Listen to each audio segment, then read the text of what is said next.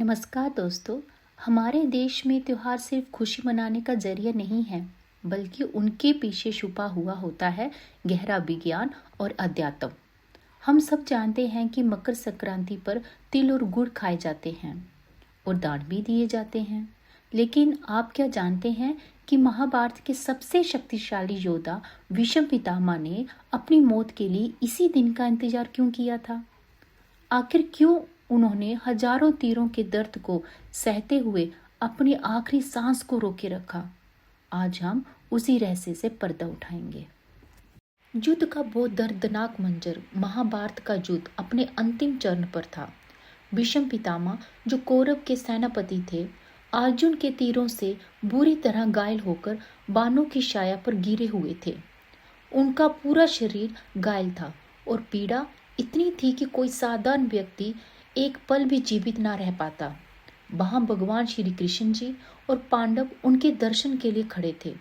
भीष्म पितामह चाहते तो उसी समय अपने प्राण त्याग सकते थे, क्योंकि उन्हें अपने पिता से इच्छा मृत्यु का वरदान प्राप्त था, यानी मौत उनकी मर्जी के बिना उन्हें छू भी नहीं सकती थी। लेकिन इतनी असहनीय दर्द के बावजूद भीष्म पितामह ने मौत को गले लगाने से मना कर दिया। उन्होंने तय किया कि वे अभी अपने प्राण नहीं त्यागेंगे।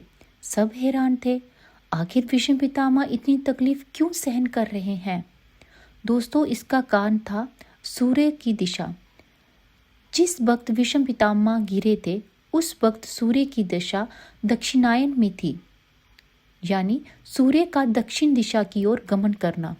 शास्त्रों के अनुसार दक्षिणायन में शरीर त्यागने से आत्मा को पूर्ण जन्म के चक्कर में फंसना पड़ता है, पूरी तरह से मोक्ष नहीं मिलता। भीष्म पितामह जानते थे कि कुछ ही दिनों में सूर्य देव की दिशा बदलने वाली है और वो उत्तरायण में प्रवेश करेंगे। उत्तरायण का समय देवताओं का दिन माना जाता है और मान्यता है कि इस दौरान शरीर त्यागने वाली आत्मा सीधे बैकुंठ धाम जाती है और मोक्ष की प्राप्ति होती है। बस इसी वजह से महान योद्धा ने पूरे 58 दिन तक तीरों की छाया पर लेटते हुए भूख, प्यास और दर्द को सहन किया। उन्होंने अपने सांसों को बांध कर रखा और सिर्फ मकर संक्रांति के सूरज का इंतजार किया।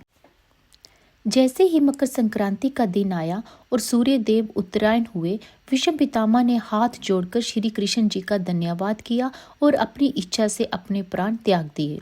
उनकी आत्मा शरीर से निकलकर एक दिव्य ज्योति बन गई और आकाश में विलीन हो गई। तो दोस्तों, मकर संक्रांति सिर्फ पतंग उड़ाने या तिल खाने का त्योहार नहीं है, ये संकल्प और मोक्ष का पर्व है। ये हमें सिखाता है कि सही समय का इंतजार करना और धैर्य रखना कितना जरूरी है।